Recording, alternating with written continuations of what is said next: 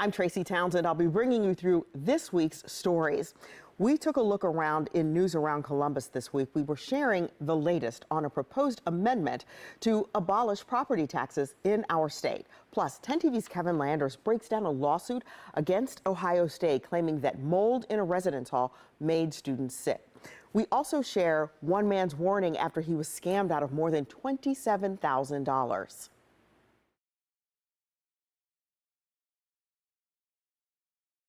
I'm a pilot myself, and when I do fly, I'm in constant contact with the men and women in that tower, whose sole job is to keep everyone safe by coordinating that delicate dance of planes in the sky and on the ground. But the ongoing controller shortage has made that difficult, and it's a challenge that OSU wants to try and help. Charlie 35, stay tower in the left base, runway 9 right, report 33 in the outer belt. Left base 9 right, report 33 in the outer belt, Charlie 35. It's the chatter you never hear as a passenger, but any pilot knows the formulaic conversations with air traffic control. The nature of the job is really stressful. It's really intense. It's not a job for everyone, but OSU is trying to get a plan off the ground to help train up the next generation of air traffic controllers. They almost have to be a jack of all trades. They have to think 3 or 4 steps ahead. They always have to have a plan B. The FAA calls it the Collegiate Training Initiative. It allows colleges and universities to give future controllers a head start, bypassing some of the training at the FAA Academy in Oklahoma. Melanie Dickman is leading the charge at the school. Do you have hopes that this program will maybe help alleviate some of the shortage problems?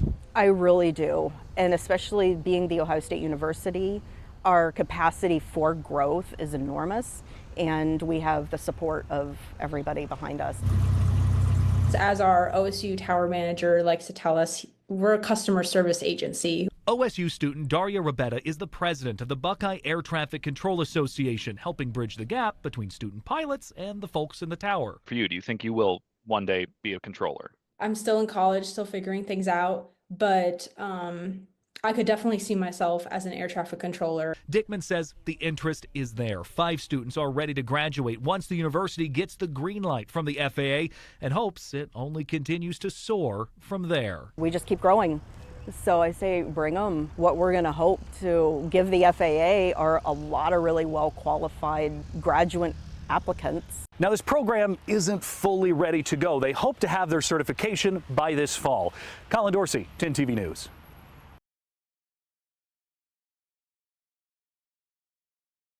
That is a hard choice to make in order to provide round-the-clock care. Zelda Jefferson has spent many years caring for loved ones. By running errands, getting medications, going to doctor's appointment. Caregiver Carolyn Mullen works around the clock offering support for her mother with dementia. I have to keep track of her appointments. I have to drop everything when she has a medical appointment, and I end up taking up my PTO.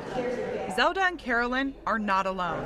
AARP says every year 1.5 million adults in Ohio spend billions as family caregivers. So often we use our own funds, which we are on limited budgets as it is. It is fundamental for us to do what we need to do to take care of our loved one. We need the tools. Lawmakers say they want to give Ohio families those tools. The tax credit would help families offset some of those costs, whether their loved one lives alone or with them. Take care of those that helped raise us is something that we need to step up and do, and have Ohio take care of that generation as they age. Stepping up means providing safe and comfortable care, says AARP State Director Jennifer Carlson. We know that individuals want to remain in place. They want to age in place. Community is their stronghold and their support. If they're not having that option living at home, they can end up in a nursing home, and that is a huge financial pressure.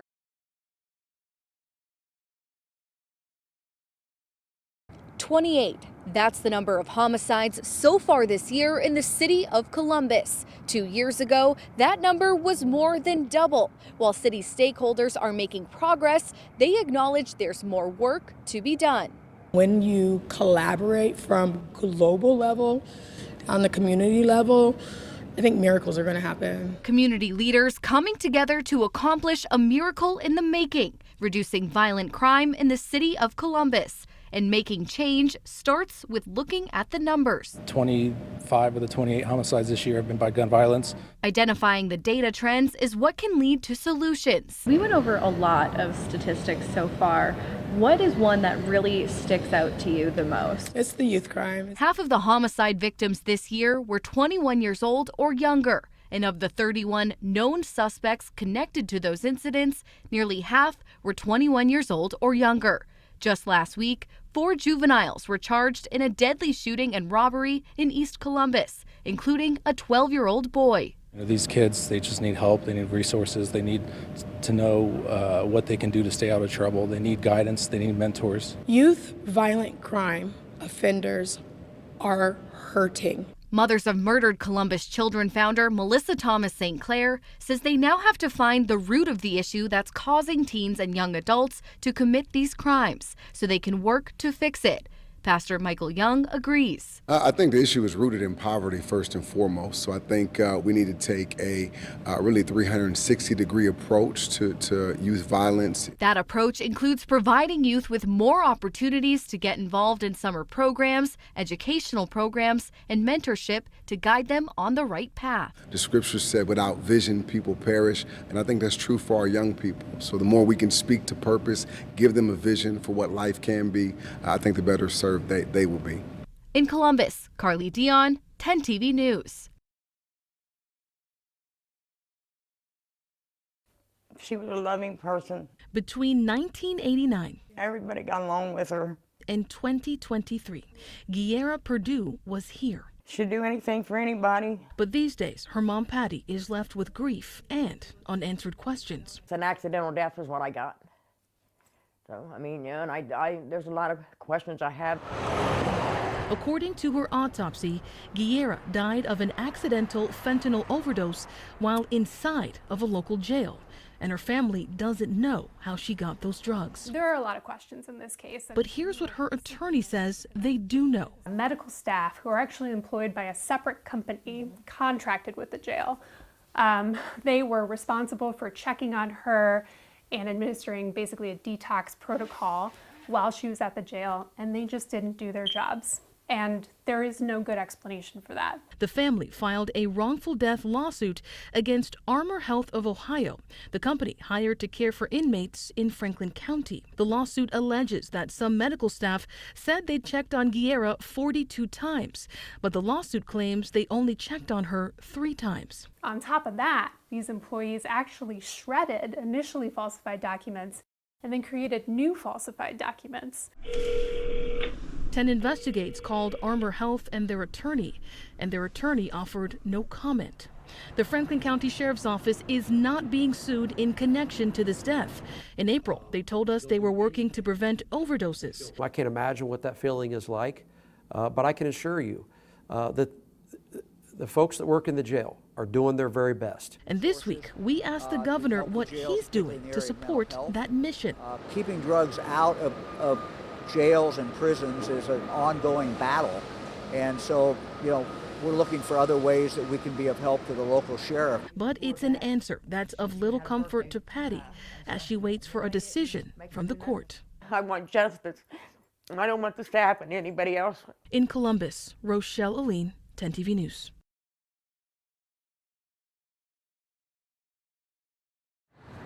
This building is just, it's sick. If this former Holiday Inn turned residence hall were a patient, it would be on life support.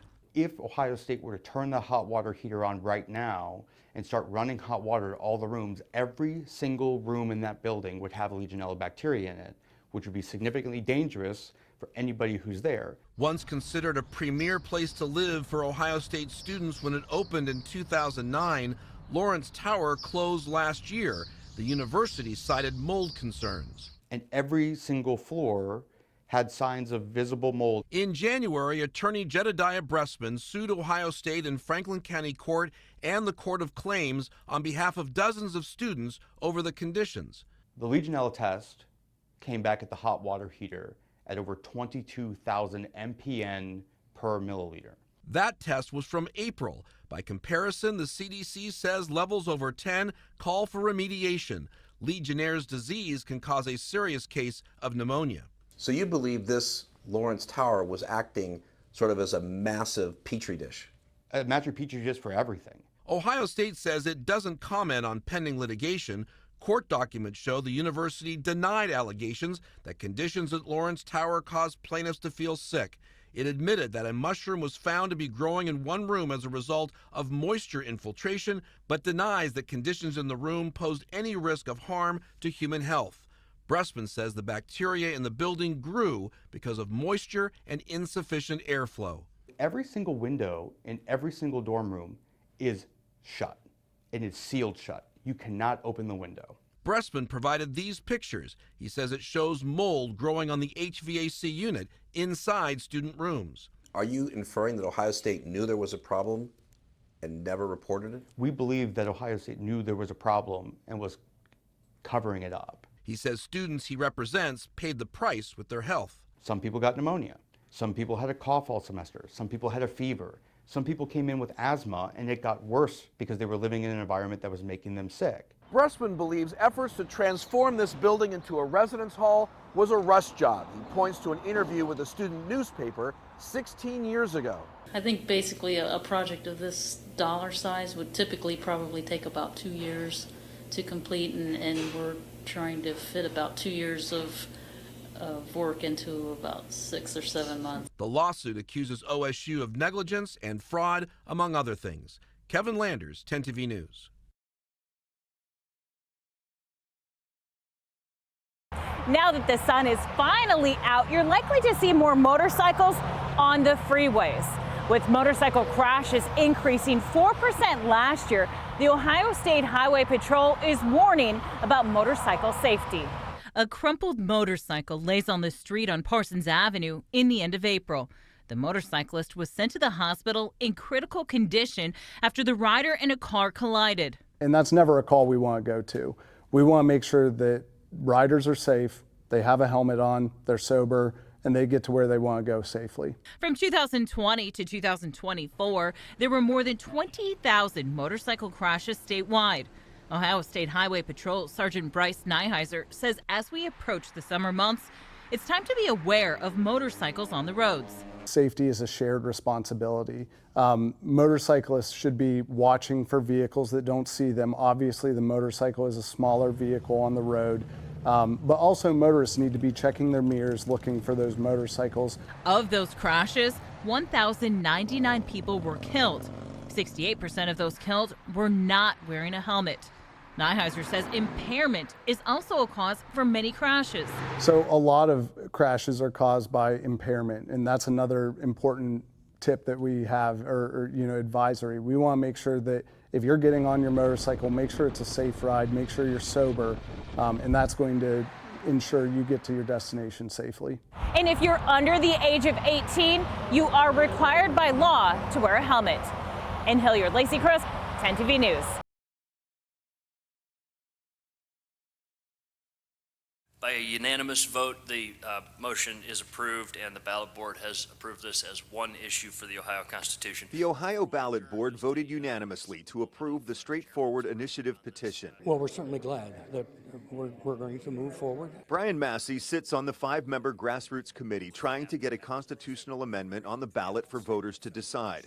The proposed amendment would abolish taxes on real property and prohibit any future taxes on real property. If we stayed on this path of ever increasing property taxes, we're going to price seniors and those living on fixed incomes out of their homes. The Ohio Education Association strongly opposes the proposed amendment.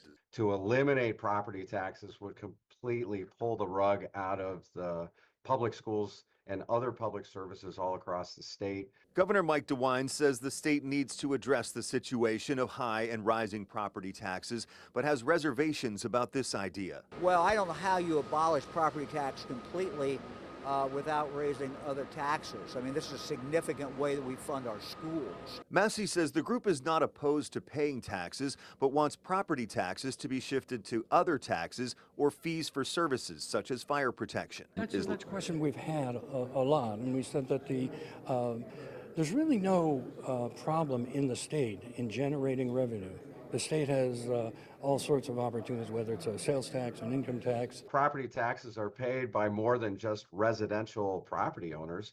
It's also paid by businesses all across the state. So eliminating property taxes immediately is going to shift the load to individual citizens. The group now must collect more than 400,000 valid voter signatures by July 2nd to get the proposed amendment on the November ballot. Do you have the volunteers on the ground ready to go to do this? Yes, we do.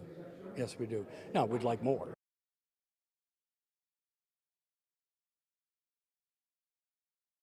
Tonight, the suspect, Mr. Zhang, remains behind bars here at the Licking County Jail. The county prosecutor has a stark warning. These scammers are getting bolder and no one is immune. Emotions are high. I want that big guy nailed, and I don't care who you are. You try it again, pal. Robert Wise reeling after being scammed out of $27,000 cash. It was not legit. It was a scam, and they're no good. Scum people. It all started Friday with this text saying his Apple ID account was compromised. The scammer boldly showing up to his home to collect the cash. He said I had to go withdraw $27,000 out of my bank account immediately, or it was going to be drained. Wise called the Licking County Sheriff's Office after the interaction, skeptical. Then Monday, detectives conducted a sting, catching suspect 42-year-old Li Wei Zhang, now charged with felony theft. This is our second one this year where we've had actually people show up and give money, and it's getting a little more dangerous because we're not just online anymore. We are face to face. The Sheriff's Office and BBB warn don't respond. Verify first, never give remote access or pay over the phone. Real agencies and companies won't ask for cash or Bitcoin. They are at it, and they are at it all the time. Licking County Prosecutor Jenny Wells meeting with seniors today, warning them of this recent scamming trend. Based upon his bank records that we have frozen, there's cash in there, and he did acknowledge and admit that he has been doing this, so it's not the first time. So there's other victims out there? We just have not identified them at this point. Wise now turning his mistake into a lesson for others. Do not answer any text message or phone number that you do not recognize. You do not answer it. You do not respond to it because they're no good scum. Mr. Zhang goes before a grand jury next week, and if convicted, he could face up to 36 months behind bars.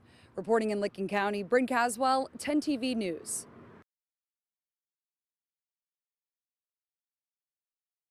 Term limits, it will change the incentives. You know you have a limited amount of time, so make something of it. Florida Governor Ron DeSantis says he's pushed for term limits for members of Congress for years. Ohio State Representative Heidi Workman says term limits are popular among Republican and Democratic voters. Voters are tired of Washington politicians spending decades in office, disconnected from the people they are represented or they're elected to serve.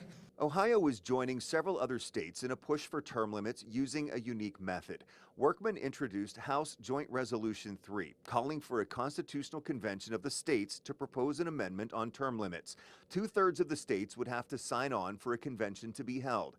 DeSantis believes building momentum could force Congress's hand without having to get support of 34 states. If we get a dozen states to come on board pretty quickly, that momentum's there, and you get into the mid-20s, and then all of a sudden Congress is going to notice. It would be easier if Congress just wrote it and passed it because they can do 2/3 and immediately that goes to the states. University of Cincinnati political science professor David Niven says just holding a convention for an amendment is no guarantee of success. Anything a constitutional convention produces still needs to be ratified by 3/4 of the states. Concerns have been raised that holding a constitutional convention could open the door to all kinds of changes to our governing document. States can call for a constitutional convention for a particular purpose, but there's no guarantee that is what the Constitutional Convention focuses on or even brings up for that matter. DeSantis says that is unlikely. I don't think 38 states are going to ratify the work of a, quote, runaway convention. Thanks for joining us for Around Columbus, where we show impactful stories from across Central Ohio to keep you safe and informed. For more news, be sure to download our free 10 TV News app.